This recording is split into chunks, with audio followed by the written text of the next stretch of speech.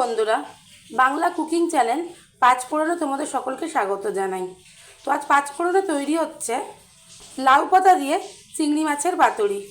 তো আমরা সচরাচর পাতুরি কলা পাতায় খেয়ে থাকি, কিন্তু চিংড়ি মাছের সঙ্গে লাউয়ের কম্বিনেশনটা অসাধারণ।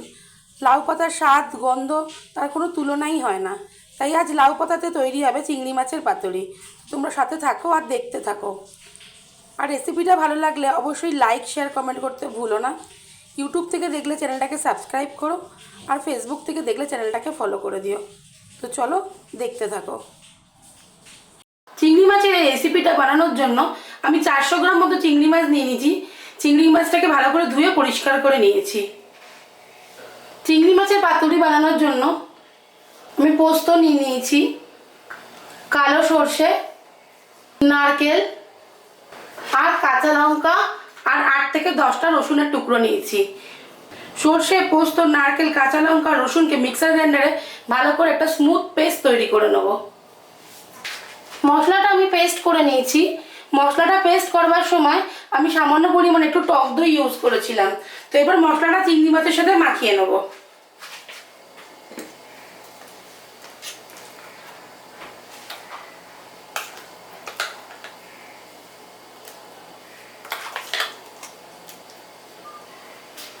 বাটা মশলাটা আমি দিয়ে দিয়েছি।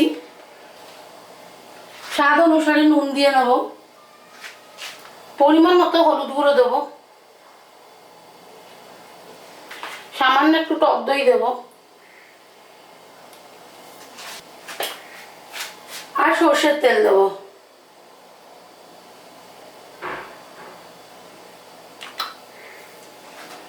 এবারে মশলার সাথে মাছটাকে ভালো করে মাখিয়ে নেব।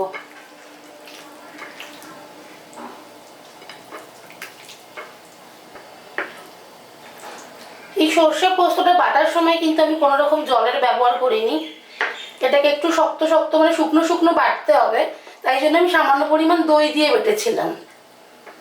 তা জল দিয়ে বাটলে কিন্তু মশলাটা একদম পাতলা হয়ে যাবে, তাহলে পাতুরি করতে খুবই অসুবিধা হবে। মাছটা আমি ভালো করে মশলার সঙ্গে মাখিয়ে নিয়েছি। এবার চিংড়ি মাছটাকে ম্যারিনেট হওয়ার জন্য আধা ঘন্টা ছেড়ে দেবো। তো চিংড়ি মাছটা আমার ম্যারিনেট হয়ে গেছে। এবার চিংড়ি মাছের পাতুরি করার জন্য চিংড়ি মাছটাকে রেডি করে নেব।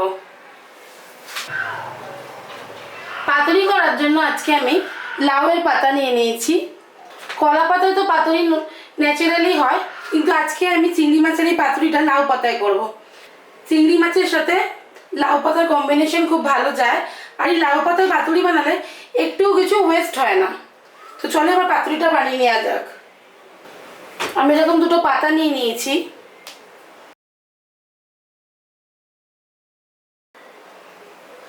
এবার এর মধ্যে মশলা মাখানো চিংড়ি মাছগুলো ভরতে থাকবো।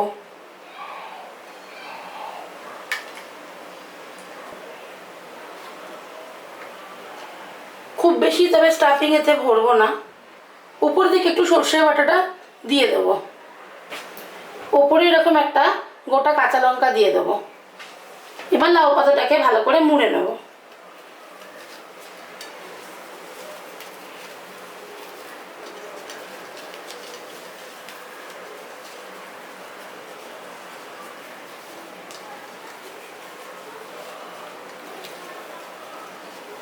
এবার একটা টুথপিক দিয়ে পাতাটাকে আটকে দেবো, বা তোমরা চাইলে সুতো দিয়েও বেঁধে দিতে পারো। তো এইভাবেই প্রত্যেকটা পাতুরি আমি করে নেব। তো বন্ধুরা দেখো, পাতুরিগুলো সব আমি ভালো করে মুড়ে নিয়েছি আর টুথপিক দিয়ে আটকেও দিয়েছি। সবকটা পাতুরি আমার মোড়া হয়ে গেছে। চলো এবার পাতুরিগুলো ফ্রাই করে নিই। আমি একটা ফ্রাইং প্যান নিয়ে নিয়েছি, তাতে সর্ষের তেলটাকে আমি গরম করতে বসিয়ে দিয়েছি। তো তেল আমাদের গরমও হয়ে গেছে। তো চলো এবার পাতুরিগুলো ভেজে নেওয়া যাক। পাতুরিগুলোকে ভাজার জন্য গ্যাসের ফ্লেমটাকে একদম লো করে দেবো।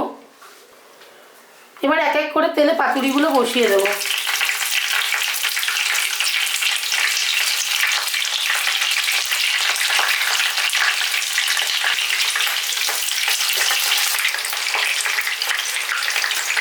এবার ফ্রাইং প্যানটাতে একটা কভার লাগিয়ে দেবো, দিয়ে এটাকে সিমে আছে ধীরে ধীরে ভাজবো। তো দেখো বন্ধুরা, এক পিঠ আমাদের ভাজা হয়ে গেছে, আর এক পিঠ উল্টে দেওয়া হয়েছে। তো এইভাবেই পুরো পাতুরিটাকে সুন্দর করে ভেজে নেব।